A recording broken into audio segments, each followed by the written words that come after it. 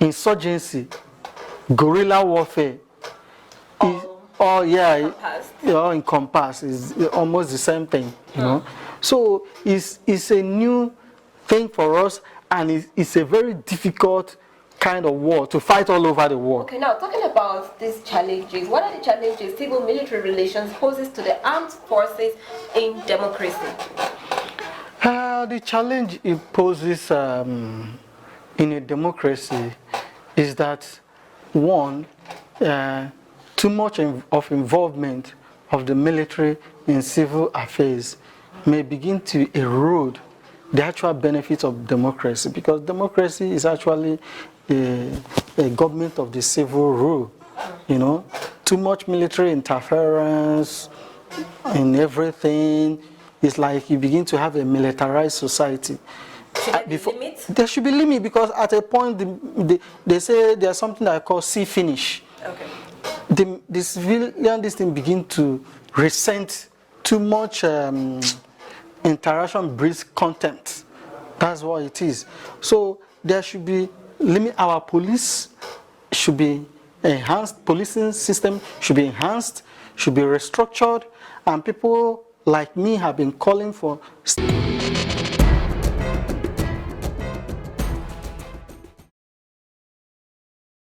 Welcome back. We sincerely apologize for the break in transmission. We have been in the studio with Senator Uribu on the topic of discussion, civil-military relations in Nigeria. So good to have you waiting in the studio. Thank you for standing by. Now we're talking about the civil-military relations and the challenges that it poses to the armed forces in democracy, and you were talking about it. Now let's get to hear more on that. Yes, I've said the danger of military encroaching the civil space. It could disrupt the democratic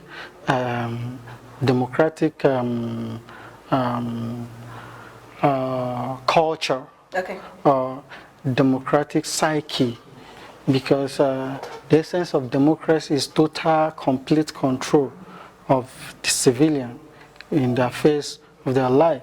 The military should be at the background. You know, but then... Yeah, okay, go on. Okay, but then, before I brought you on board, we had to speak to retired Air Commodore Bibi Okola, who is also a medical doctor. He's an integrative medical doctor. And then, talking about the eradication of polio, now I'm trying to bring in the civil-military relations. The Nigerian Armed Forces played a vital role in eradicating polio in Africa. In fact, in Nigeria. Let me start with Africa and Nigeria before we talk about that of Africa. Now, polio eradication out of Nigeria is a very huge plus. It's like something that was never going to be achieved, but then it was achieved. Thank God for the Nigerian Armed Forces. Now, if the Nigerian Armed Forces is going to be staying back from some of these activities, how do you think they can achieve some of the things that that tend to be some sweet victories to Nigeria as a whole? No, that is not issue of staying back. Okay. I would say the staying back is always getting involved in the civil issues, especially being the front of. They should play a secondary role in internal security operation. That's the ideal, and that's why, like I said before, we need to build our police. It's because our policing system is not optimal, and that's why we're drafting. Then there are ways. Okay, we need to go on a short break now. Okay. When we come back, we'll be talking more on the civil-military relations, and we still have Senator Uribu in the studio. Do stick with us. We'll be right back.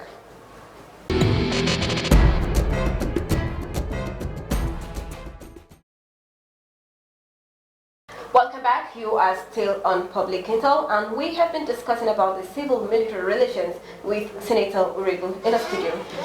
We talked about the civil-military relations and the poses to the armed forces, the challenges poses that it is to the armed forces in democracy. Now, what strategies could be involved to attain a balanced civil-military relations? Like I was trying to say, there are critical areas the military can play a role in the civil relation.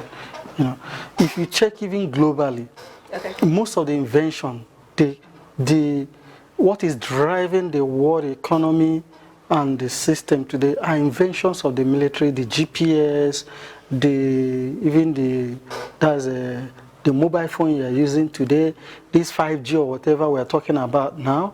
These are military inventions.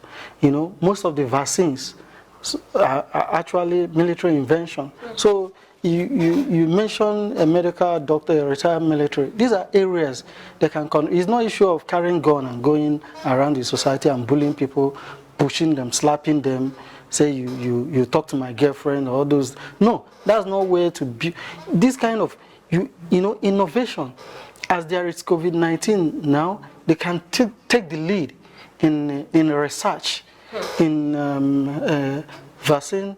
In other, we've seen some of the ventilators that was produced by Nigerian Defense Academy, and some other this thing. Then there's this medical outreach by Nigerian Air Force, Nigerian Army in some areas, you know, and these are some of the key areas we are talking about civil-military relations. So what I'm saying is they shouldn't invade the civil space too much. Like if there's an election, you see them in the polling booth, begin to announce the result or begin to challenge this. No, we don't want to see those images. It's those kind of images that create a kind of bad publicity or image in the mind of the public against the military. It doesn't do them any good. It doesn't create security in that aspect. No. It erodes whatever security. You don't begin to intimidate the people you're doing. So, and that's why normally, even in our electoral, the way it is, they are to station at some certain, far from the polling booths. They can be called upon if the police and civil defense, who are closer, they are overwhelmed. That's how it's supposed to be. So in that situation, that's why that arrangement was made. Okay, all right. How would an effective and enhanced civil-military relations help the country in the fight against bandits, insurgency, and general issues of insecurity? Like I told you, the war of this century is mostly the war of heart and mind.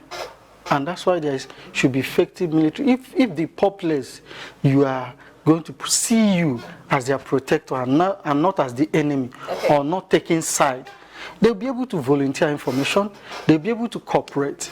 But in a situation you see that the populace already repulsed, they don't even believe in the security agent, they don't even believe in they're afraid that if they volunteer information, it will be used against them, it will be used against them, or they'll be seen as if the security agents are not responsive to their call for help, or that they seem to be siding any particular. These are things that create, if there's that break, if you like, employ all the whole, it will not work without the cooperation of the civil populace. So the military or the security can be as successful as how cooperative those warring parties are.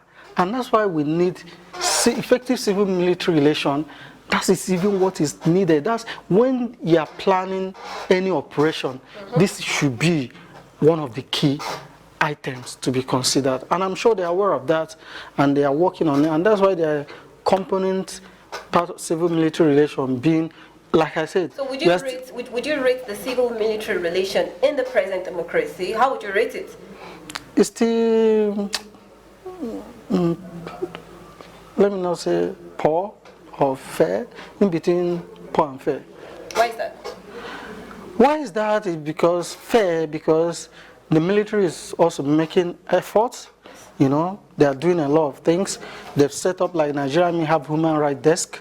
They set up civil Department of Civil Military Relations, which I've also, in my own capacity, done some contribution. You know, and other services have also taken cue in that regard. Like I told you, they do medical outreach, they do other aspects of it, but there's still issue of human rights violation, issue of killing. Like the other day, you saw a video of new recruits talking how they are going to deal mercilessly with bloody civilians. Those are kind of stuffs we shouldn't be here. But I know these are few bad eggs. But it's those kind of finger that bring oil that rub the whole. So it's a work in progress. Let me use the word. It's a work in progress. They are trying, but we're not yet there. Okay. All right, thank you so much. Many thanks for coming on the show. It's always a delight to have you.